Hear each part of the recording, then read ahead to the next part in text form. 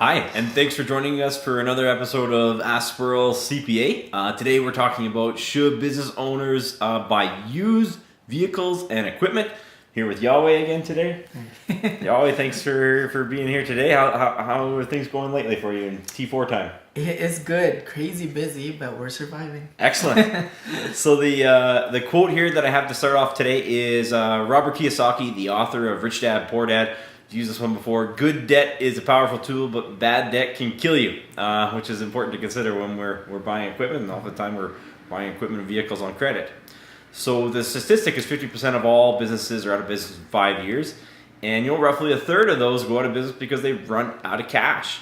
And the story that we have are business owners that can't afford to pay for or get financing for the equipment that they need to do their jobs efficiently. So Yahweh, what are the questions do you think that these business owners should be asking? Well, first, why should you plan on financing equipment rather than operating capital? Yeah, great place to start. Generally, the options for financing equipment are significantly more and better and more favorable for financing equipment than it is going to be for financing operating capital. There's not a lot of options out there for operating capital. They're harder to get, harder to come by. Less likely that you're going to get approved. So if you're in any sort of a business or any sort of circumstances where you think cash flow is going to be an issue and you're going to have to buy equipment, finance that equipment. It's significantly easier to finance that equipment on the initial purchase and try to get financing later once you've run out of money for operating capital, run payroll, do advertising, wait for receivables. Okay. Well, what type of loan in Canada exists specifically to help small business owners then? So the Canada Small Business Financing Loan will lend you up to $350,000. You can get approval for up to $350,000.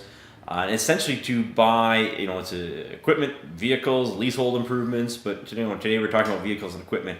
So it's up to $350,000, and the banks are more apt to give you that loan when otherwise you'd be a higher credit risk because the federal government is effectively backing that loan. So they're acting as a guarantor. You're still on the hook with a personal guarantee these days, but the federal government is backing it too. So the banks are more agreeable that they'll lend to you, and when otherwise maybe they wouldn't give you conventional financing. Okay. Well, how does this compare to manufacturer financing or leasing options? Generally, it's a good baseline. So right now the Canada Small Business Financing Loan is prime plus 3%. We're just shy of 4% on prime here now, so we're talking 4 plus 3, 7%, which is comparable to I would call it grade A leasing opportunities. Sometimes you can do better on manufacturer financing or leasing, but for the most part, that's as good as you're going to get. Is that 7%? So oftentimes, especially the leasing options, are going to be more expensive. They're going to be a fallback position. So, we can get 10, 15, 20%. We've seen huge options, right? To get it, they'll give you financing through the manufacturer or through a leasing company that they recommend, but it's going to be far more expensive than the Canada Small Business Financing Program at 7%. Okay. Well, how do the manufacturers then and leasing companies attempt to disguise these rates? Yeah, so often the manufacturer will come with a rate to you and they say, oh, it's 5%, and it sounds fantastic, and it would seem like why would anybody go after the Canada Small Business Financing Program at 7%? Often that financing rate or the leasing rate that they're quoting you is, I want to say, fabricated. So they'll put things like application fees in there, and the big move is they disguise the price. So it'll be if you buy it in cash, it's $30,000, and if you finance it, it's $35,000, but it's at 0%. That's not really 0%. They just charge you an extra $5,000. So they really try to play with the fees associated with it, or they actually just change the price. So it's one price if you buy it or get your own financing, aka the Canada Small Business Financing Program, and it's a completely different price if you finance it through them. And that's what helps them. It's an increased price, so that's what helps them recover that rate. So when I hear financing rates quoted by manufacturers or leasing companies, my brain shuts off. I don't even listen to the rate. I just want to know how long is the term and what are the payments.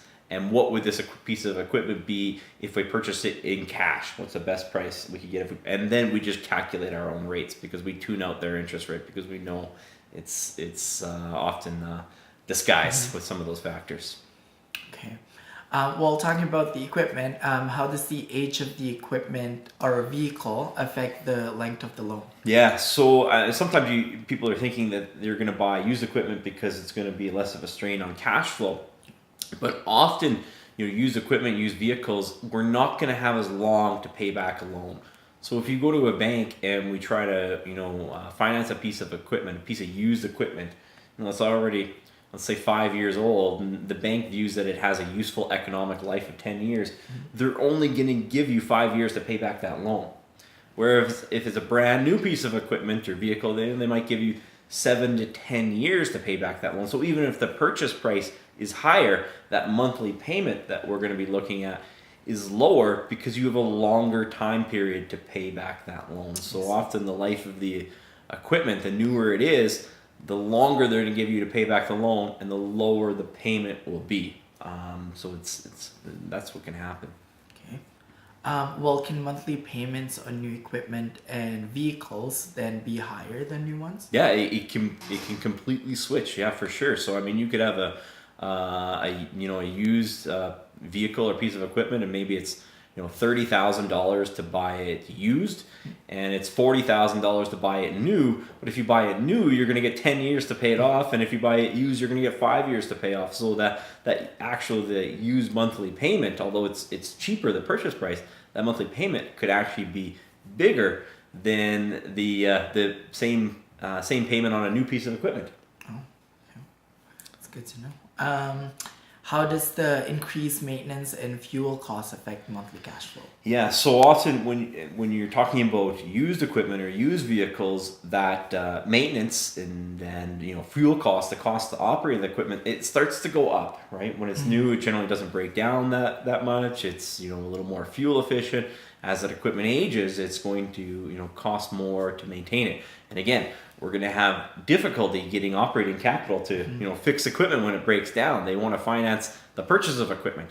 They don't want to finance cash shortfalls that relate from operations in terms of the banks and the finance companies. So that's a real important consideration. We can't just consider that monthly payment. We have to consider, hey, what's the likely fuel costs or maintenance costs on a used piece of equipment per month versus what's the fuel and maintenance costs on a new piece of equipment every month, and add that to the payment to start getting a real number that what's the actual monthly cash outflow here, because it might not be the cheapest used piece of equipment. Sometimes the new piece of equipment is going to have a less of a burden on the monthly cash flow.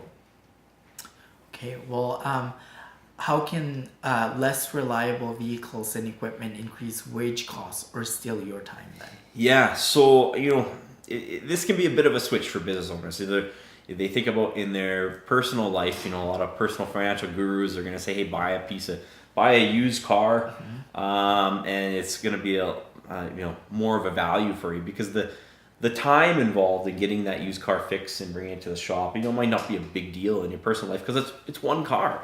You don't have anything else to do, and it's a little bit of strain on your personal time, but not much. But once you have a business, time is the most important capital that you have. There's 168 hours. It's more important than cash.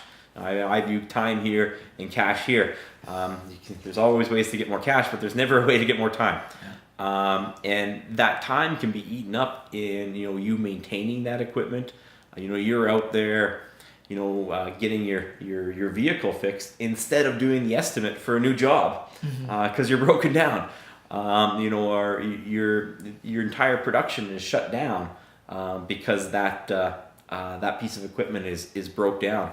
And that can have a huge cost. You can have guys that you're having to pay on payroll sitting around all day or working less effectively all week because they're missing this piece of equipment. So it's in addition to the monthly payment to buying it and the maintenance costs and the fuel costs, we also got to look at what are the downtime costs, because those are going to increase as the equipment gets older, and that's going to be a real cost. There's a lot of big successful companies out there, for example, on vehicles, that they've run the math on, hundreds or thousands of data points and realized that they're dumping their vehicles when they get to be 7 or 8 years old and in between 150 and 200,000 kilometers, because they just run the math and they realize that that's the best time to offload them, because they have to pay people to fix them. And oftentimes they have to pay people to bring the vehicle to the person who's going to fix it. So yeah, it's a big consideration, is the time involved with used equipment as well. Absolutely.